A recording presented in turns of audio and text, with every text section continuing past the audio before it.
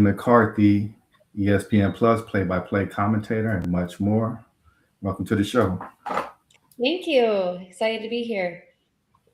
It's definitely a pleasure to have you on. I'm your host, Kevin, And I'm your co-host, Brian. and you're now tuned in to Coder Conversations. So, yeah, tell us a little bit about yourself, Caitlin. Yeah, so I currently work in sports broadcasting along the lines of play-by-play broadcasting, sideline reporting, and then soon baseball will come up again next month. So working minor league baseball, currently in Charlotte. Um, been working in the industry for like 4 years since I graduated from Syracuse. Worked in news, but have joined the freelance lifestyle and been able to do a lot of different sports around the Carolinas, basketball, the basics, even down to rugby or dirt racing. Um, so yeah, been in Charlotte for like 2.5 years and continuing to just try and add different skill sets and different sports to what I do. Awesome. So, you kind of mentioned that you started off in news and then you transitioned to sports, or how did that happen exactly? Yeah, so like when I went to Syracuse, like it was a 1 year master's program and it was like news, like you learn all about news reporting, radio, writing, all that stuff. But a lot of us also specialize in sports. So like I did the sports stuff Okay. along with the news.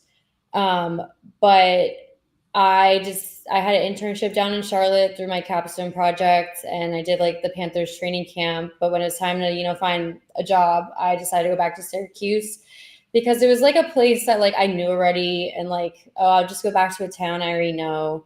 Right. I stayed for like 10 months because news just wasn't for me.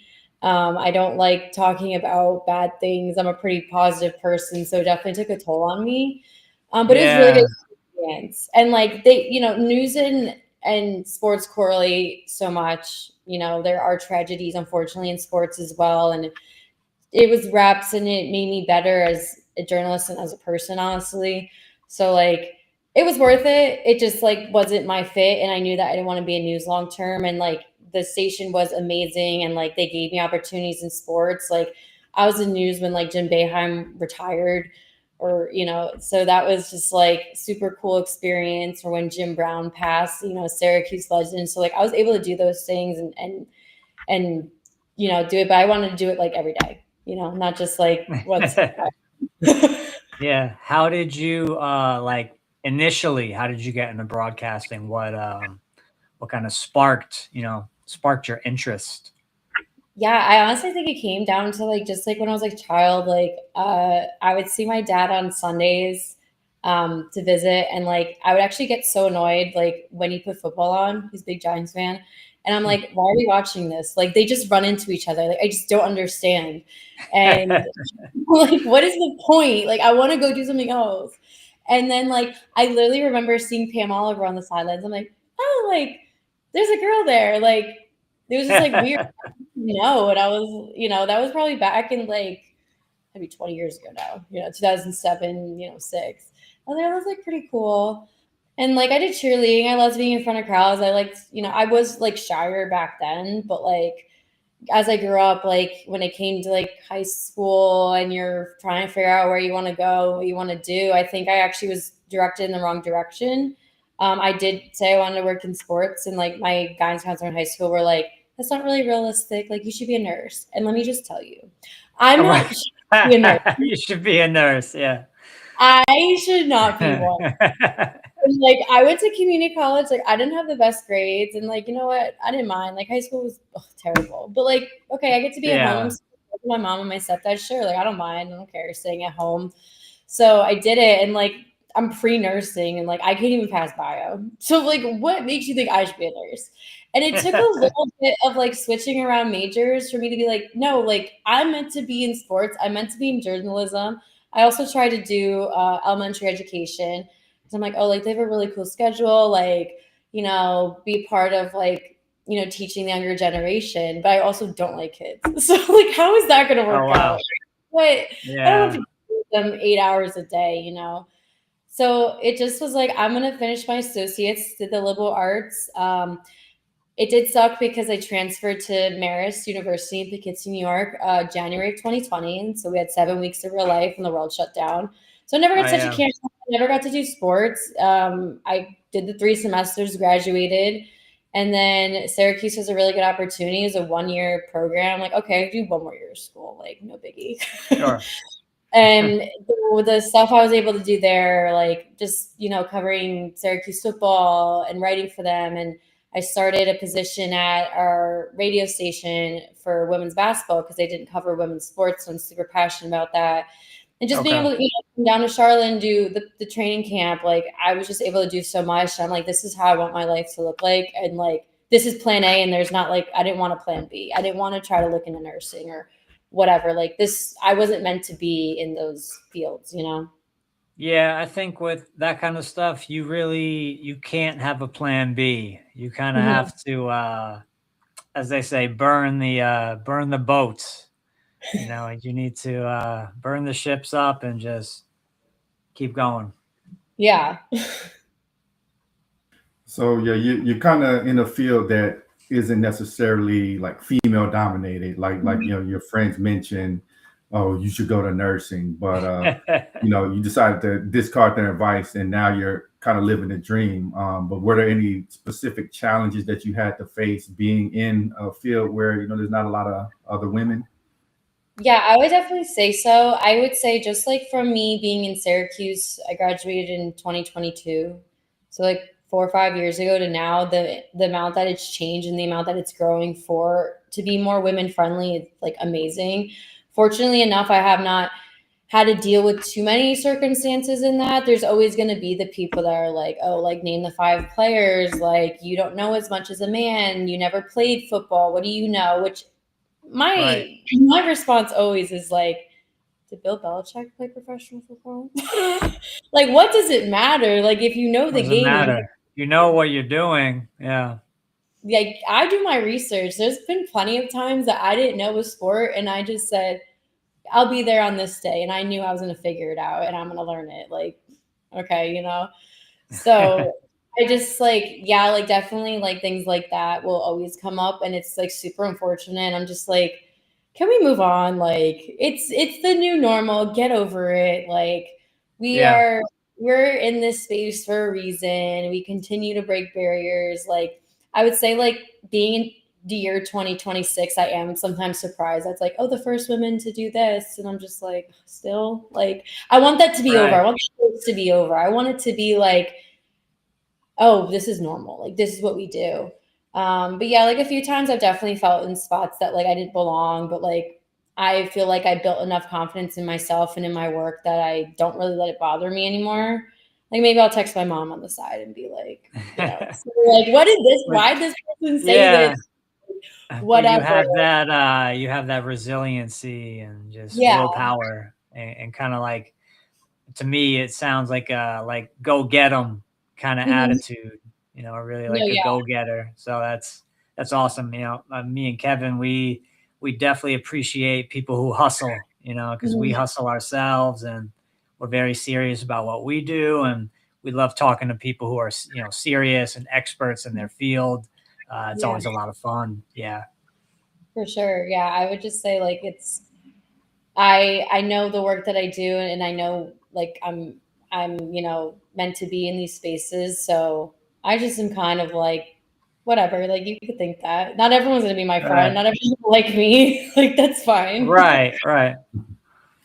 I think that is a pivotal thing in life, is just being able to ignore what others may say or think you should do, or even, there's always going to be haters that say, oh, I don't think you could do that.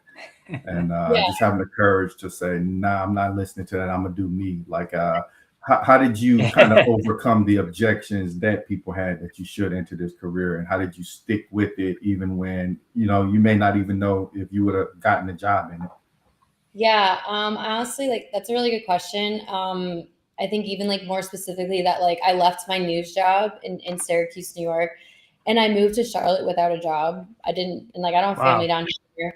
But I also knew in the back of my head that like I was meant I like when I was here for my internship, like I knew I loved Charlotte and I wanted to be here at some point. Like this was my goal to live in Charlotte, and I just felt it was home. And I never like I like Syracuse, but like I'm a warm weather girl. It is 75 degrees today. Like I'm wearing, a dress, like I'm ready for the sun. But I think it was just like I think I had to build my own confidence, like outside of what I do for work, but just like confidence in myself, to be able to put that into my work because like, especially like starting out in Syracuse, like I never been on TV and in front of a camera. Like, so yeah, I'm like a little awkward, but like doing it more and more. And you have to be like your own motivator. Like, I'm like, I know I'm good at this. Like, it doesn't really matter what anyone else thinks. I have to know that, or like, it's going to portray that I, am insecure about it or something. So like when you portray off like good energy and like confidence, like people see that. And I think like even like in the last year, that's like grown so much on me. It's like people want to be interested in like my work because they know the way I come off about it. They know, what I do outside of my job and things like that. So I think that kind of played like a big factor, but like it always just kind of comes down, even just outside of work, to just like believing in yourself and like working on that like internally and then externally like, doing that. I mean, from what I'm hearing is like willpower. You have willpower. You have that go get 'em attitude to get stuff done. You're not going to be denied. You're a woman. You're not going to be limited by that. It's all it's pretty awesome that you've reached the status that you've reached in such a fairly short amount of time. Can you talk to us a little bit about the different jobs that you did have in broadcasting up until now?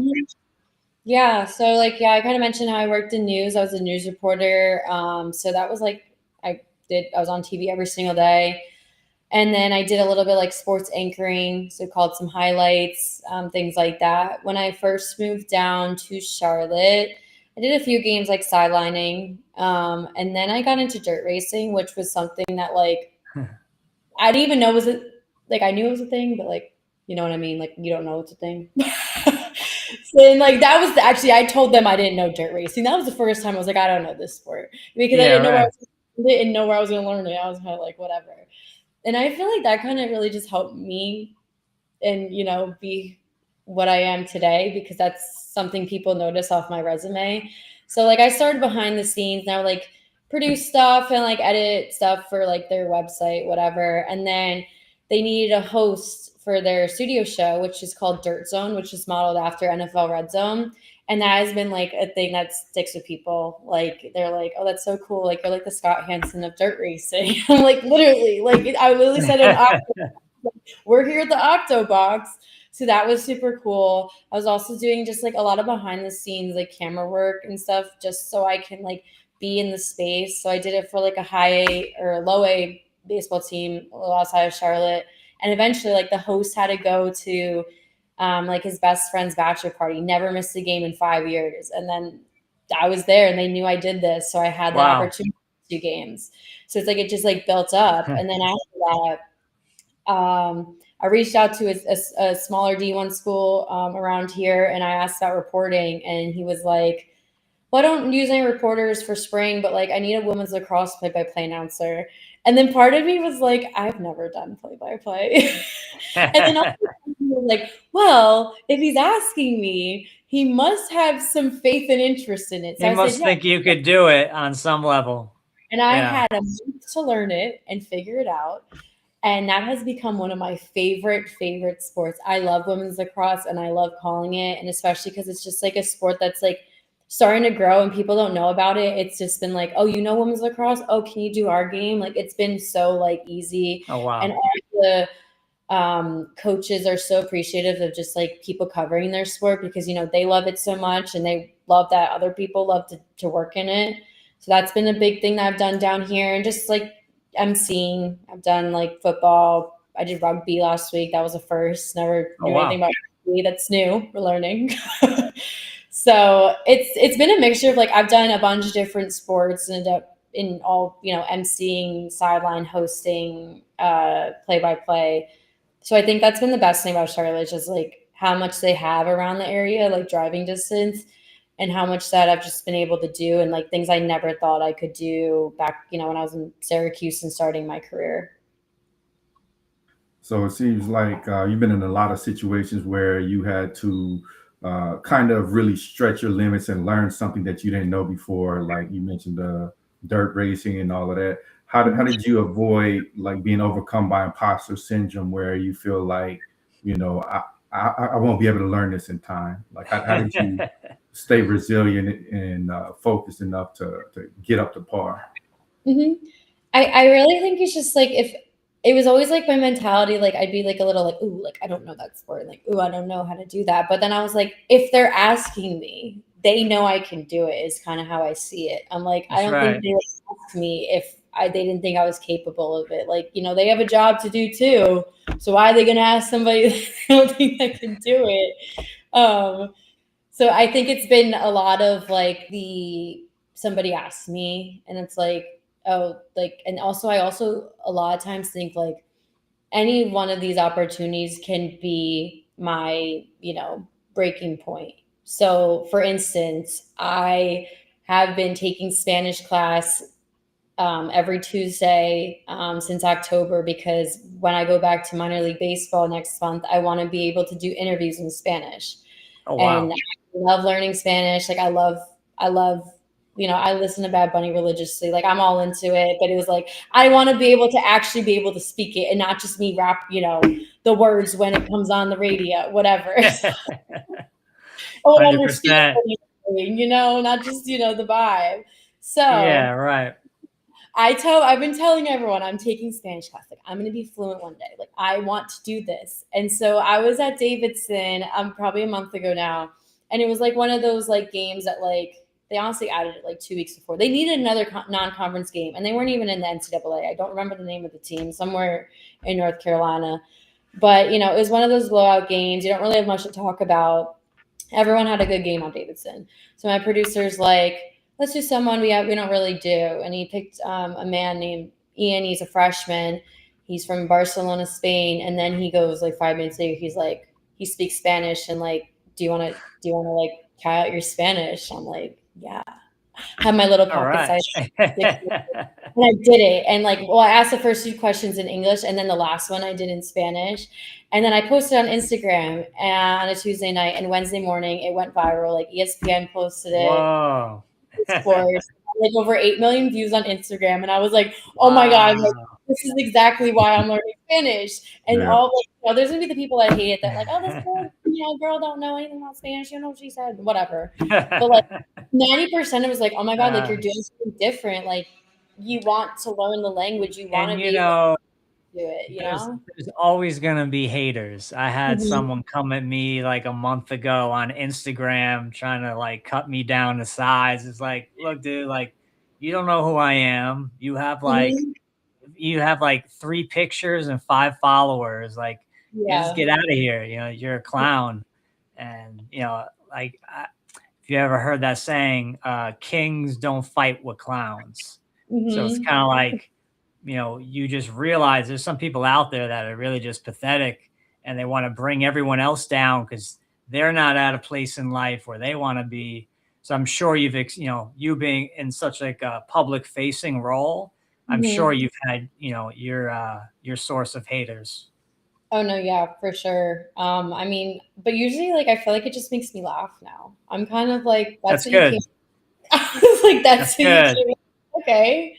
Like there was some guy like arguing like about how like I should have learned, I don't even know what the language is, like Catalan or something that they speak in Barcelona too. And I'm just like, oh my God, like I'm trying to learn Spanish. Like give me a break. One thing at a time. Like One thing at a let time. like Spanish is very useful, especially in baseball and like in certain parts of basketball, whatever. But like it was like my whole idea was doing baseball. I got to do it a few months early, and it got really good feedback. And I'm like, yeah, and this is why I do this. Like this is why I do it, because I knew that it was important to me. And then I see that how much other people were like, yeah, like you're a hard worker, like you're putting in the work to make yourself different from the next girl that. Right. to do your Would same you thing. say that it's heavily focused on research, your roles? Like you're really heavily researching the sport that you're gonna cover? Yeah, I would say so. I feel like even just like for me, like when seasons change, like for lacrosse, like was something I know a lot about, but like when it comes to like the next spring season, like I feel like I don't know anything. Like I feel like I always have to like relearn it. And like football, I grew up my whole like baseball, and I'm like, okay, like I kind of forgot, like, or even well, like it's like if I'm not talking about it, I don't know it. Like, and it's like then I'm like focusing on so many other sports. So I feel like I'm always trying to relearn it, research, like, and there's always rule changes with everything and just trying to, Right, because you're doing like lacrosse, rugby. yeah. So definitely like, yeah, always looking into things, want to make sure that what I'm saying is accurate information. You brought up a pretty interesting point about kind of learning Spanish because you've kind of foresaw the opportunity of the direction you want to take a career in. And another interesting point you brought up was the going viral moment. Our guest we had on yesterday, his partner, he went, viral and grew his account to like 600K followers. It just takes that one opportunity to really blow you up. And once you are blown up, you have to be ready to go because you can drop the ball really easily. Yeah. After your viral moment, how did like what do you feel like someone who's going viral, what should they how should they prepare for that so that they don't drop the ball when they do good? Yeah, I feel like it's funny because it is just so unexpected. It's just like somebody sent it to me. I looked at my phone. I was like, oh my God, like that's me. I was like so like thrown back by it. I would always just say like to just stay humble. Like, yeah, like me and my friends will joke about it and like, oh, here's our famous friend, like whatever, It's like a fun little like joke, but like also like they say it because it's like they know that I've worked for it, but like I feel like always just in the back of your head, you got to be like, okay, like this happened and this is amazing, but like I want to do it again. Like I want to do something again. I don't know if that's just me because I'm just super No, like. yeah. I mean, it makes me. I used to work in sales, so like in sales, they always say you're only as good as your last sale. So like I was working in health insurance for a while, so like okay, maybe I like signed up like 50 people in the month, and it's like okay, attaboy, good job, but now what are you gonna do this week? It's always like boom, boom, boom. I know, right? Like I feel like that was like a little less than a month ago, and I'm like, that feels so long ago. Like I need to do something else. Like I need to like now we need to like I don't know. Like my goal in baseball, we have a game on Cinco de Mayo, so I'm gonna do the whole thing in Spanish, like all the on-field games, whatever. So like that's gonna be like, but step up from my one question. You know what I mean? Just trying to think of ways. I'm like, okay, how can I do better than that? It's always like level up for myself. Yeah. How prepared would you say you are for the Spanish stuff? I would say I am a little nervous for Cinco de Mayo, but I have 2 months. Okay. That's good. My teacher is amazing. He is like literally my best friend. Like he's so good at what he does. Like you could just tell he loves teaching and he wants to he's taught reporters before that have gone, far and lived in other countries now. But I do practice it a good amount. Like honestly, anytime I try to find someone that does, I do it. Like I'll ask people at a store, an Uber, like a restaurant, like I'm like, can I practice? So I think it's like I understand a lot and I can read a lot, but like it's the practicing because I don't have as many friends that speak it. That's kind of like the downfall. Right. It's like if you don't use it, you lose it. And that's why I lost it in high school because I didn't use it. Yeah. It comes back. It's like, oh, I learned this. I know it. That's awesome. So I think broadcasting and play-by-play commentary is sort of similar to podcasting in that it's marrying entertainment and being informative. You can't have one without the other because if you're not entertaining, nobody's going to listen. Mm-hmm. But if you're not informing, then you're missing out on the opportunity to, upgrade your listeners. So how are you marrying these two concepts and how are you like really holding on to people's attention? Because, we're in an age where every 3 seconds people need something new, or else they start tuning out. Yeah. Yeah. I would say, like, especially because, like, in minor league baseball, like, it gets repetitive. You do the same thing every single day. So it's like, how can I sound different and make it seem like it's not the same thing? Because every single game, especially against a homestand, 6 days in a row, I'm going to introduce myself and tell everyone to welcome to Fifth Third Park. And my name's Katelyn, and I'm your host. And today's Thirsty Thursday, and we're going to do this. But that was a different way I could say it. Or like even just like a simple like change of location makes it look different. I think just even like really small touches just makes like it so much different. I would also say, like, especially like in emceeing roles, like it's so much easier to show personality because, like, especially minor league baseball, like people there to have like fun, like they want to be entertained. They're there to bring their kids there. It's a $10 ticket. You have a nice cold beer on a Friday night. You watch some fireworks with your kids. Like that's like the goal. So I would just like I don't know, I like try to crack jokes here and there, like or just like try to catch somebody's eye in something. And also like with play-by-play where it's like it's not like serious, but it's not, emceeing. I try to find things that are just interesting. Like, what is a mom gonna want to hear? Like my mom watches every single game I do, no matter where she is. She's at the grocery store, whatever it is. So it's like, what's gonna like turn her head, And I did a game at Winthrop. They played Davidson for women's lacrosse last week, and the coach was telling me about how their assistant coach just had a baby right before the season 6 weeks ago, and told me about how she carries her baby on her chest and how, like, the baby is like the team baby, and like how she's it. And like at one point I was like, we got to get this in, like I need to talk about this. So like it was like coming back from a timeout, and we saw her sitting like feeding the baby, and I was talking about just like how powerful that is, and like she's a mom but she's a coach too, and like talking about her story, and like that's interesting. Like that's not what's going on in the field, but you try to find things that just like are like feel good stories, and like, oh, like a mom, like I love that, like she's a mom and she's also like coaching, and like she's in a timeout feeding the baby 6 weeks old. So just like finding things that like are interesting that you wouldn't be able to see on like a scoreboard or the box score, just things that people don't know by looking it up. How would you say you get better at that type of skill set? Like what are you like really like honing in on that allows you to develop that skill set? Yeah, I think that the first thing is like to make the people you're talking to, like coaches or something, like comfortable. Like some are easier than others, but like the Winthrop coach, like I feel like we were like best friends. Like, and I got on the phone, like she was so nice. Like she was someone that just really loved that I wanted to call her before a lacrosse game. I don't know if that's never happened before or something, but that's how it felt. It just was like, oh my, like, thank you so much for like caring about our sport. Like, I'll tell you everything. Like, this person is doing this outside lacrosse, like, things like that. And just like making them feel, it's not always like a relationship with media. Like, it's like that. Like, they're humans. Right. We're humans. Like, just like having normal conversation. Like, you'll find like the craziest stories off that just by asking people how their day is. Like, I'm like, oh, like, what do you guys, if you guys win today on the road trip, like, where are you going? And like, I did a game at Wofford, and Campbell coach says, because they were like on a 6-game road trip, and they said, and they were on a 5-game winning streak. And they're like, well, the girls get really excited because we always get ice cream. And I like have to call and see which place is going to take a 40-person team and go get ice cream.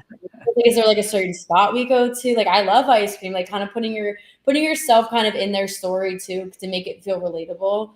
And I was like, this is awesome. Like, yeah, if they get a win, like, I'm kind of like, yeah, we're gonna talk about ice cream. And I'm like, what's your favorite flavor? Like, just kind of just being like natural. It doesn't always have to be so like, textbook. Yeah, so like I know me and Kev basically we kind of like steer clear of how you say 21 questions, like where did you go to school? What was your first job after school? What was your second? Like we don't really like to go down the line like that. We like to just improvise and kind of emulate the environment of if you're just hanging out with some friends in the living room, you got the game on, you got a Sprite, you know, just that we try to like stay in that lane. Yeah. I think it's also really important to create a safe space, like you mentioned, because media typically gotchas are what a lot of times get the attention, but that kind of makes players and coaches want to stay away from you if you're asking them loaded questions. So how do you balance, maintaining people's interest with, challenging questions, but not going into that territory of asking gotcha questions that, really offend the player or coach? Yeah, I think it's just kind of like how you come off about it. Like if you're gonna come in kind of like fierce, kind of like, I don't know, like tough. I don't really know the adjective, but if you're kind of coming in and like, just talking casually, like, I noticed this person wasn't really like their best game. Like, did you see like, I don't know, just kind of like talking them through it instead of being like, well, why did this person just not, play this well? Why they only have 3 points? They normally have 20. Like, kind of just like, talking it in, like, kind of like warming it up, warming up the question. I would say, like, I think I still like am learning how to ask tougher questions because I don't want to like annoy somebody. Like, that's kind of like my issue. But like, if I'm gonna, I'm kind of like, I think I feel like I start them off with the lighter ones and we build it. Because it's like, if I'm going to do it off the bat, then it's like, who is this girl? Like, especially they don't even know who I am. It's my first game. I think it's like you build it up, kind of. Yeah.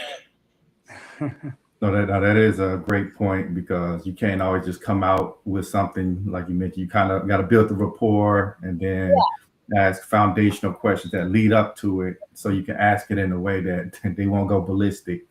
Yeah, like you mentioned, your job is to ask the tough questions. Yeah, I mean, I feel like that's even just like in like social life. If someone's gonna come up to me somewhere and like just come at my face, like, oh, well, like I heard this about you, I'd be like, what? What?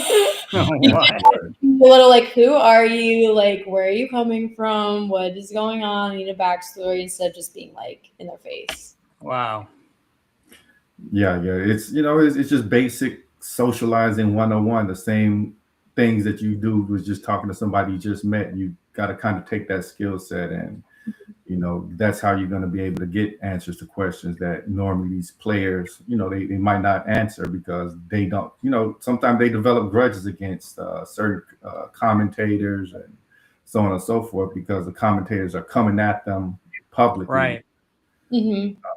So their relationship building is super important. So how do you build relationships with these players? I think that's like been something that I don't do as much because it's like the sports I've worked in, I talk to coaches.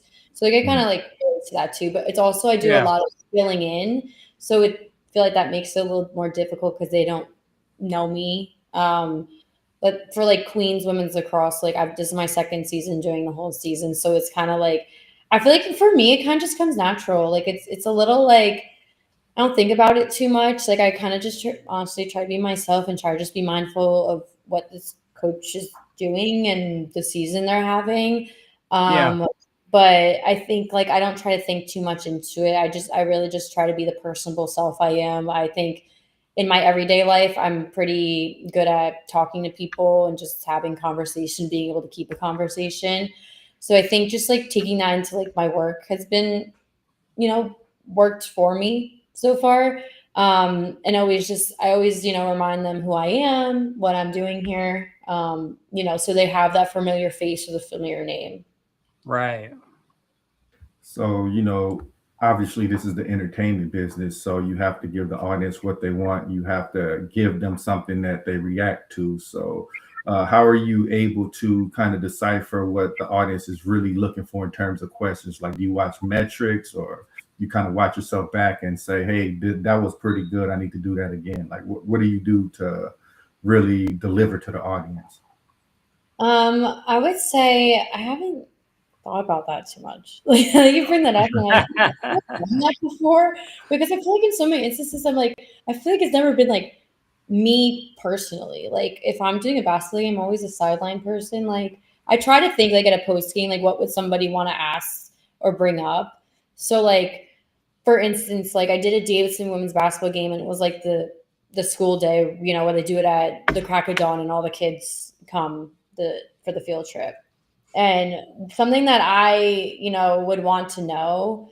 So since for Davidson, their women's attendance isn't how their men's is, but that was like a really loud, exciting day. So I asked the player, like, you know, I asked her about per game, whatever. She had really great 3-point percentage. But then I was like, there's about 2,400 kids in the stands today. How is it like feeling, you know, how is it like playing with, you know, all the screaming kids? They went crazy when 6-7 happened.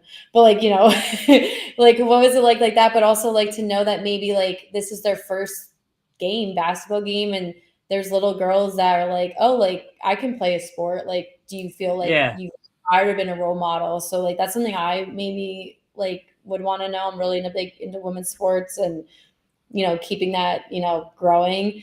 So I think about things that I maybe want to know, and try to maybe ask things that aren't always so like stat focused, and kind of see what the environment is and see what like is going on in general. Okay. No, that's a great point. Like, you know, stats are important, but you don't want to act like you're reading a spec sheet or delivering, you know, some PowerPoint presentation. If people can't connect with you, they're going to tune out. You go on ESPN and find the stats, and like, like their 1,000th point was scored in the third quarter, or like their first ever basket, like things like that. Especially like for walk-ons, like I love those when they're, you know, they're the walk-ons and the senior gets it, you know, to go on the court for last minute, they score a 3-pointer. Like, yeah, we want to talk about it. Like, you've never played in the game, you know, D1 game before. Like things like that are like super cool. That like it means more than the stats. Yeah. So to bring it back a little bit, if we go back to your childhood, what did you know, because every little boy and little girl is like, oh, I want to be an astronaut, or I want to be a fireman. Like, what were you craving to do at a younger age? And then what changed that as you ultimately got into broadcasting? Yeah. I wanted to be a singer. And then I realized I couldn't sing. And my friends hate when I try to start singing. So close to singing, I feel like, is broadcasting. You're using your voice, you're communicating. Because I swore I was going to be the next American Idol. Like that was really my thing. I loved American Idol. But I think that I just enjoyed, like I was a little shy growing up. Like my mom would tell the waiter what I wanted to eat because I was scared to talk to strangers until I, you know, grew up to, you know, what I am now and stuff. But like, I think it was like, I liked being in front of crowds. Like I grew up a cheerleader. I liked performing. I liked talking. I was only a child. So like, I think that's maybe why I was a little shy. But then like when you had to entertain yourself. Yes. Oh yeah. Yeah, I made the grandparents watch my little shows in front of the fireplace all the time, which they were a bunch of nothing. So I think it was just like I wanted to like entertain and be in front of people. And like what I'm like, okay, I can't sing, but I like sports. So I felt like this was a route that was something I like to do. Like I thrive in front of being a camera. People like, you don't get nervous. I'm like, no, I feel better. Like I enjoy it. It like, you know, fuels me up. Yeah, right. That's funny. No, I mean that is really interesting, like how people have completely different personalities and it completely affects what they do. Some people are introverted, some people are extroverted. Me, for example, I don't necessarily like being in front of crowds or dealing with a lot of people, but I'm doing a podcast, so I'm sure you know you faced a lot of similar challenges in that maybe your field presented something that wasn't natural to you. So how did you kind of acclimate and get over, you know, the feeling of being insufficient in that area?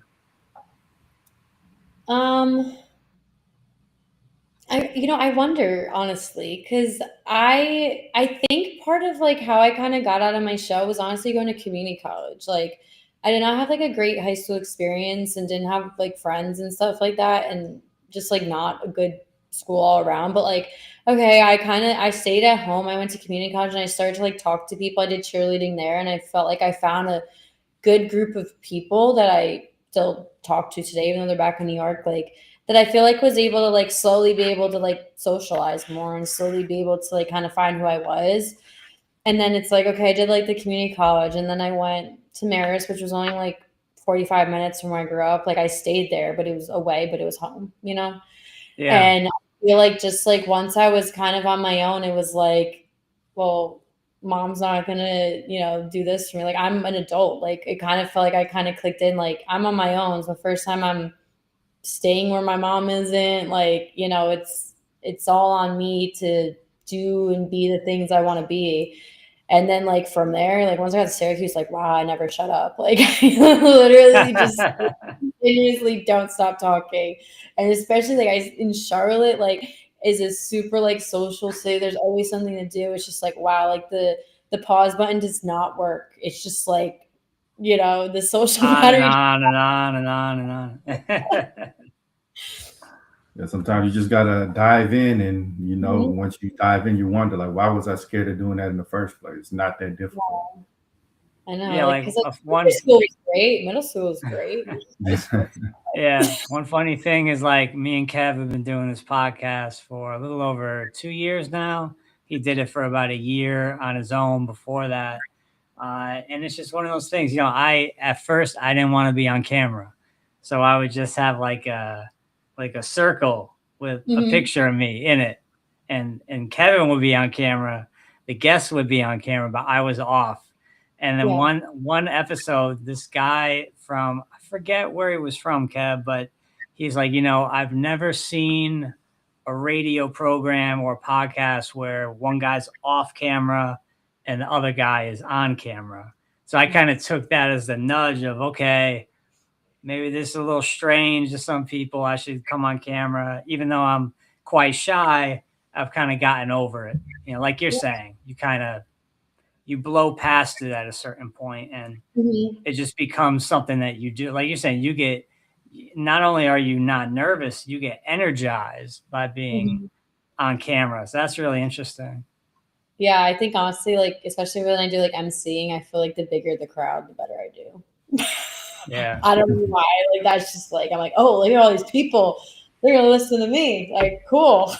Yeah, I feel like I'm a drummer, so I feel like that's pretty much how it is with music too. The bigger the crowd, the more you're feeding off them, feeding off their energy. You're able to Yeah. give a lot of that back to the crowd as it comes in. I think Mhm. it's, you know, really important. Yeah. So, like, you know, you being in a field that is entertainment, do you have like a calling card? You know, like certain broadcasts, they have certain slogans, certain sayings that, okay, you hear it, you know, oh, this is John Madden, this is Dick Vitale. Like, do you have certain things that, certain cues that people can, uh, you know, hear and they know it's you? Or are you still kind of working on that? Like, are you asking if uh they Like, you know, for example, John Madden, he would have certain sayings he would always say every game. And as soon as you hear it, oh, that's John Madden. Right. I would say probably not yet. Okay. No. I've had like nicknames, but like not like someone heard a certain line and they're like, oh, that's Katelyn. Like they know it's me. So not yet. Maybe we'll work on that. Maybe later. Yeah. Yeah. Yeah, I think you know it takes time to really develop your on-air personality. Like, so what are some of the aspects that you're working on to really continue to captivate audiences? Because you know you can't do the same thing year after year because people get bored quick. So Yeah. how are Yeah. you keeping things fresh? I would say like, especially when it comes to play-by-play for women's lacrosse, I've noticed that I have called like a scoring goal, like the same thing. Like, I'm like, I need to say something different. Like, spice it up. Like, wow, did I just say, oh, she shoots and scores? Like, wow, like that's so basic. Why did I just say that? Like, I let it think about it. I'm like, wow, I just said that like 2 goals ago. And that's Yeah. normal. Like, I don't know. I think it's also me still trying to learn play by play because it wasn't something I ever did before I came here to Charlotte. So I think just Right. like think of new adjectives and like how can I also say the same thing? Like even like, you know, with if I, let's say we're using, try to use like other lingo from other sports that like kind of correlate, like an interception can happen in lacrosse, when the defender steps in front, ball goes in her stick, whatever. So like just trying to think of things like that. That's like, because people, don't really know lacrosse as much as they'll know like basketball. It's like, how can I relate it? And then they'll understand it. Because when I try to learn a new sport, I'm like, oh, someone would be like, oh, like this happens in football. And I'm like, okay, I understand. Right. Like this is what they do here. Like when I was I'm trying to learn rugby. So it's like, oh, like a try is like a touchdown, but it's 5 points. And then they score 2 points, for the kick. So like, trying to see how it can relate to other sports and changing up how I say things. As your play-by-play commentary, has that opened up like other avenues? I know some people get into like voiceovers and other vocal work. Has that opened any other doors for you? And if not yet, like what avenues would you really like to explore that you haven't touched yet? I would say like, especially because there's not a lot of women play-by-play announcers, that people want me to do more of it because it's just like not normal. Like, I'm not doing like any voiceover stuff or anything, but like it's been a lot of like schools are like, oh, well, what about like this sport? And I'll be like, I haven't done it, but like we could try. I could try. A few volleyball games. I'm like, oh, I like volleyball. Soccer, not so much. Like they don't score. I'm like, all right, like we're really just like here wasn't for me. So I think it's like open up doors and like continuing to do more of it and for other schools or like other sports. Because honestly, like I love reporting and like I would rather do that, but I also know that that's what women want to do. So like it is like cool to be able to do both. It's just like I haven't really like nailed the skill of play-by-play. Like I'm still learning. I'm still trying to figure out how to put a spotting board together. I'm trying to figure out what's important to put on it, what's not. I'm trying to figure out like when to talk, when not to. So I think it's just I'm still learning, but I like it. So like the subtleties, the subtle aspect is you're kind of like diving into that. So like who are some of the personalities that you take in inspiration from? Like for example, Brian, he really likes David Letterman, so he takes cues from David Letterman. Me, I'm not sure who exactly, but it's a lot of different sources, maybe a little bit of Joe Rogan. How about yourself? Like who are some of the personalities that you not necessarily emulate, but you take some of what they do and integrate it into your game plan? I really like for like reporting, I really like Holly Rowe and Molly McGrath because like for Holly Rowe, I know that like she really put her own seat at the table. Like her story is like crazy back in the 90s. Like, and I think she was at like Utah, BYU, somewhere out west, and like was already at the game through school. I don't know, something like that. But like she saw on like the game notes that they didn't have a silent reporter, and she literally like called them up and was like, "I see you don't have a silent reporter. Like I'm gonna be here like already anyways." I'm like, "Yeah, I love that." And then the next week, she saw that same team was like going to San Diego State, and she said the same thing. "Oh, you guys don't have a silent reporter. Like I'm gonna be there." And then it was like in this interview, and Chile was like, "Well, then I want to figure out how to get to San Diego." But then I got it, and then somebody from like New York followed the game on ESPN. It was like one of the games, not the big game of the week, one of the smaller, but like that's literally how she got her start, by literally just putting her own seat at the table, and I love that. And then I know that like Molly McGrath did like behind the scenes production at ESPN, and then like was an MC, and which is super cool because like I've done that too, and like being MC, it's like I feel like you're really in front of people's face. Like they don't have to tune into ESPN Plus. Like they go to a game, you never know who's in the game, and that's how you get noticed. And the personality I feel like really comes out in person. So I think that's super cool. And then for play-by-play, I would say like Beth Mowins. She also went to Syracuse, and I feel like she's just been the first woman to do a lot of things in that field, and she's good at it, and like called the first NFL game as the women, just like so many of those things on the line. But I just think that like she's someone that I really enjoy listening to, and I think that she's just really like respected in the industry, even like those haters, you know, aren't really the ones to bother her too much. Well, I think, you know, what I'm noticing is the more haters you have, probably the better you're actually doing, because people are looking at you and they're kind of like scared of what you're doing. They're intimidated by you. And so they feel, okay, let me chop this guy's legs off. But it's like, no, I'm not going to let you, you know, Yeah, I'm going to like stay in my own power, in my own zone. exactly. Yeah, I mean, if you're not doing anything, people are just ignoring you. They're not even going to bother commenting on you. So for them to take time out of their day, punch in on their phone some kind of message, that means you're making some kind of impact on their life. I think it all comes Yeah. down to you and your mentality of how you react to that. But if you're not mentally strong, those comments they can defeat you. But you know, I'm sure you've grown a thick skin to where you just kind of let it roll off. And do you intentionally choose to focus on more of the positive comments? And have you found, like, you're in a field where there's not a lot of women, so you're kind of a pioneer. Has any women reached out to you and say, "Hey, I'm really inspired by what you're doing," and you kind of give me the confidence to go after my dream? Yeah, I definitely feel like I just try to be more of a positive person in life in general. So yeah, I'm looking at the positive stuff, and I think especially with the video that I did in the Spanish interview, like how many people reached out to me and were like, "I love this. Like you've inspired me to learn another language," and something I was kind of thinking about, but I was kind of like I was on the fence about it, but then I saw this, and you inspired me. I've had like a lot of girls in college reach out to me and like, can I interview you? Can I learn about your story? And I'm always like, yeah, absolutely. Like I was in college, 4 years ago. So like I know. And I just like want to help other women because it's like we're all in this together. We're gonna Yeah. not make it so male dominated. We're all gonna put our own chairs at the table. All gonna pull them up, our folding chairs, and we're gonna do this together. One question I would have for you, just to kind of give our listeners a sneak peek.